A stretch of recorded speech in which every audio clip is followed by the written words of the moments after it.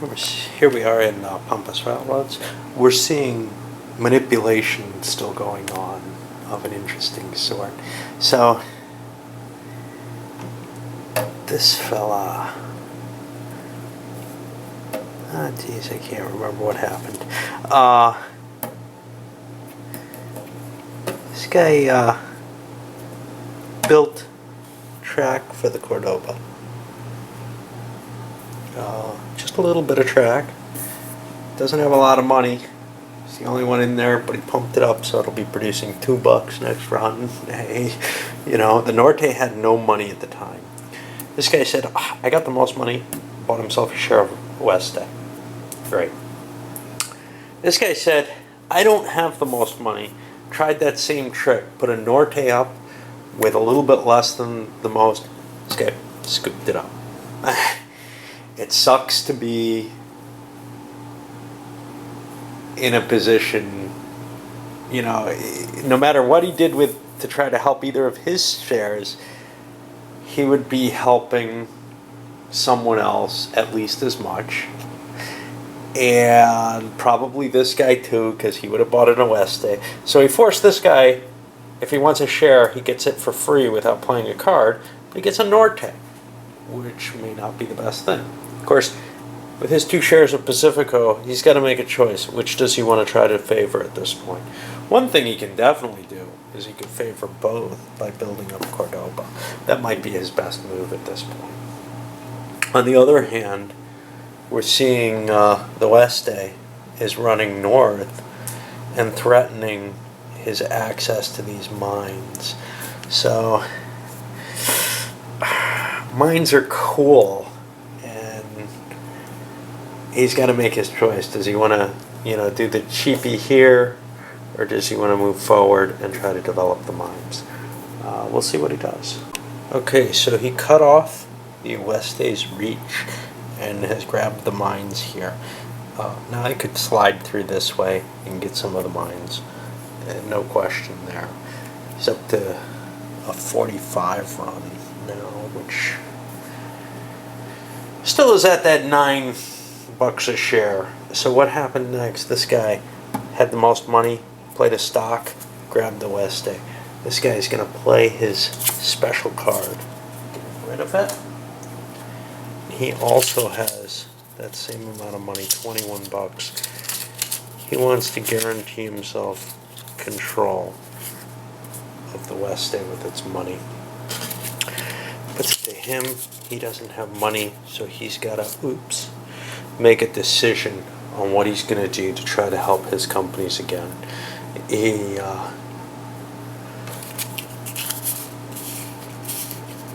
Those are the cards that are left. 3 blues, 2 whites. He's probably going to go with the blue action. Just to, we'll see what. He'd like to get he'd like to get $3 on blue if he's doing it, or more than that on the Cordoba. Neither one looks very likely at this point. I'll try to see if I can find money for a track lay that would really help blue. Because, for example, this would give him 2-3 right there for $5. So he probably is going to do a track lay anyway and try to up his value. Okay, so these 2 players both took blue cards to play and improved a couple of towns that the Oeste goes through. Figuring at least they're not helping the leader, they're helping someone who's doing better than them, but they're not helping the leader.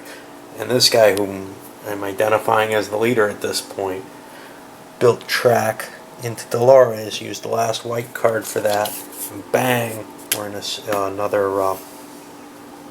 in another dividend round, and as we can see, these are still way ahead, producing 9, whereas, actually, no, these are producing 10 now, whereas these guys are only producing 6, the blue and red, and no one else is moving much at all. 5's here, 3's here, 2 here.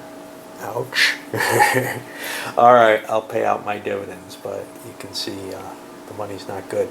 One thing I forgot to mention, these special areas when you connect them, they don't give you extra payout. They give you an extra dividend round, a free dividend for your company alone. So they're kind of this weird bonus, which might be really great in some circumstances, but it's an expensive cost. I mean, look, 25 bucks, 40 bucks. That's going to be tough to hook up, and it's a tough call, I think, to try to make. All right. Okay, so after marking this off, let's put this here because he's going to go next. The high point of money was this guy pulling in 26. It was a good Norte purchase. Helped out a lot there. The low point was the guy who started it out. He's only pulled 8. This guy has 3, 6, 12. We're seeing 16s, a lot of those with the Pacifico Oeste. This guy's at 10.22, which isn't bad at all. But yeah, I mean, obviously, once you get this rolling cash, now he's got almost the most money with 27 bucks, even though he just bought something. This guy's sitting here though at 36. So he's obviously got the control and the dominance of the stock market right now in terms of being able to pick up the next thing if he wants it. But is the next thing worth that much cash? You know, it depends on what it is. The Westes and Pacificos are gone. The Norte, it looks like it's got a lot of expansion opportunities. So I think it's worth a decent amount. But is it worth that much? Because the next guy who gets one is going to get it for less, probably. I mean, if he picks one up, you know, he can probably pick it up for the 27 bucks he's holding. But if he picks it up for that, well, then this guy can get it for whoever has the next amount, which is probably around 22 or so, with the same card play. So it's tough to buy something at full value, but if you give up your card play and let someone else buy it, you don't get it. It goes around. Nobody else is going to put it up because they know that you can beat their amount. And what do? You know, you're sitting there. You never get the stock. You really need the stock. So it's got some interesting choices and decisions in it. Very, very different. You know, I said that it was kind of a distillation of 18XX. It's not. It's very different. But I feel like the same kind of decision making in it, and it's so much better than, you know, most of the Euro styles for me, because the decision making really feels like the right kind of decision making. There's shares out there. I can buy them. I got money. I got a choice of things to do. It doesn't feel like Puerto Rico, which may be a great game and everything, but I just don't feel like I have the same kind of choices, you know, that are so closely linked. And that there's these kind of gamey mechanisms. Oh, do you want to be this? Do you want to be that? Here, yeah, there's some. The deck of cards definitely feels, you know, once I run out of certain options, it feels kind of funny, but then I got the orange card to back it up. But this just feels a little bit cleaner to me in terms of tied to the what's going on better. And I'm competing. I'm cutting off routes. I'm doing, you know, railroad type stuff. I'm not, you know, just competing over these cards or just competing over some pool of stuff that seems kind of amorphous to me. This really feels like a rail game. All right, anyway, that probably belongs more in the review than anything else, but hey, you know, reviews are just the added bonus.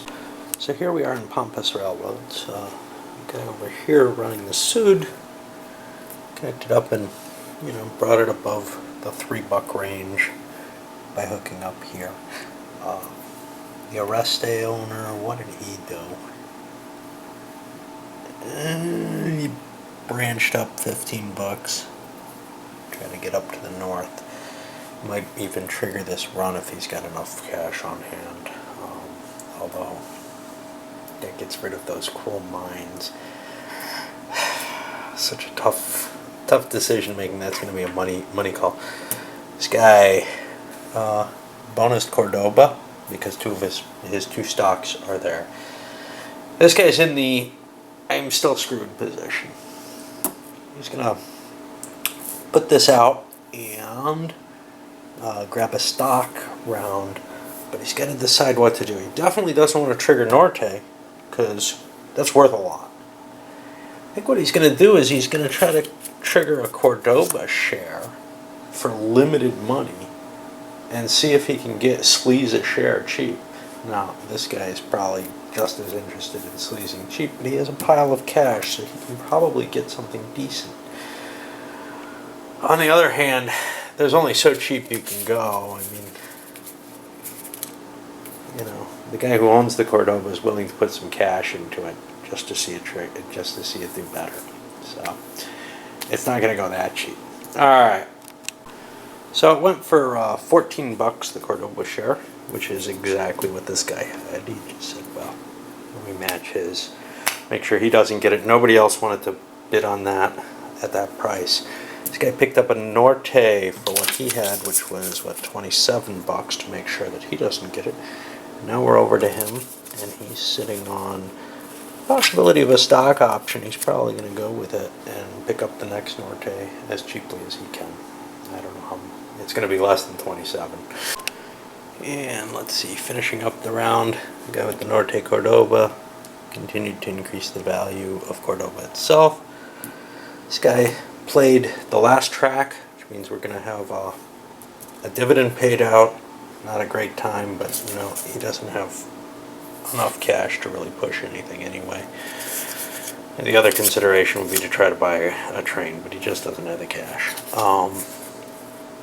Blue card, yeah, he could have pumped up his Pacifico Cordoba.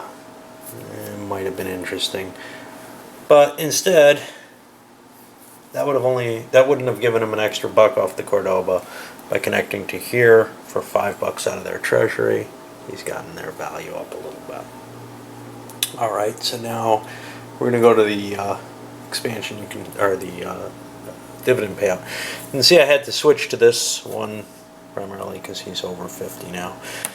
The money's going to go out and it's going to be big. He's going to be at $11 for each. These guys run at 8 each. These guys are still down at 6, and then we got the lower valued ones. I'll hand out the money and come back with the bell ringer or whatever, and then zip this one. So our leader made like $34. Next was 27. A lot of people are catching up with him because he hasn't been able to pull another share this round. So we got people in the 25, 22, somewhere in that range, producing some pretty good money. We also have people who are way down with this guy, 8. And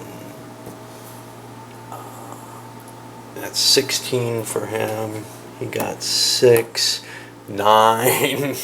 So, you know, there's people still floundering, but this guy, by purchasing the Cordoba, actually put himself in a somewhat better position. 11, 19, and 322. That's, you know, a significant gain over before.